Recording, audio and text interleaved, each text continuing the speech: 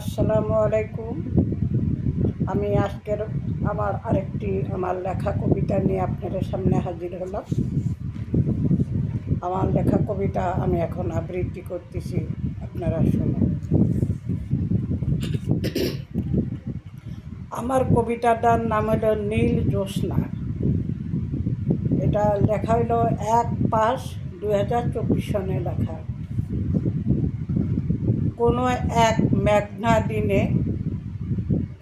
মেঘলা দিনে মৌমাছির মধুর কণ্ঠে চাঁদনি রাতে জোনাকির ভেসে দুজনার আলাপে মুষলধারে বৃষ্টির ঝনঝনানিতে মধুর কণ্ঠে কথামালাগুলো মুগ্ধ নীল জ্যোৎস্না। বলেছিলে তুমি আমার কোহিনূর হিরে ডায়মন্ড।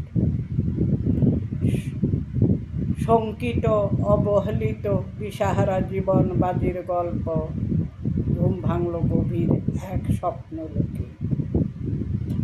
অর্জিত ভালোবাসা বিন্দু বিন্দু করে সৌভাগ্যের প্রদীপ প্রজ্বলিত হবে। প্রেমের বন্ধুত্ব স্বপ্ন পূরণ হবে কোনো একটা নিরাতে জোনাকির বেশে নীল জ্যোৎস্নায়। আমি আমার আরেকটা কবিতা পড়ে শোনাচ্ছি।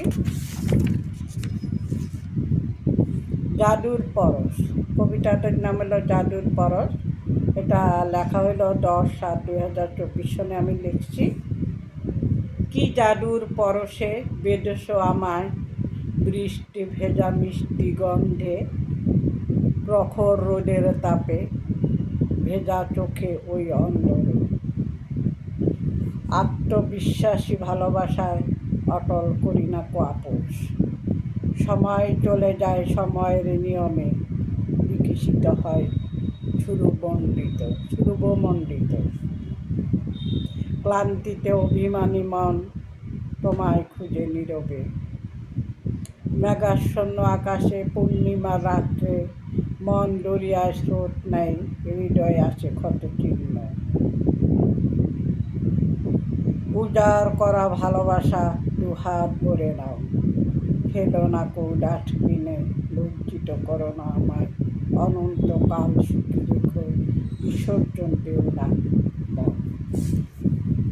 আমার লেখা কবিতাগুলো আপনাদের যদি ভালো লাগে তো প্লিজ আমার এই চ্যানেলটিকে আপনারা সাবস্ক্রাইব করে পাশে থাকবেন।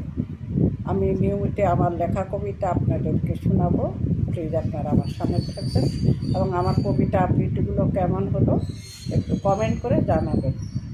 ভালো থাকবেন।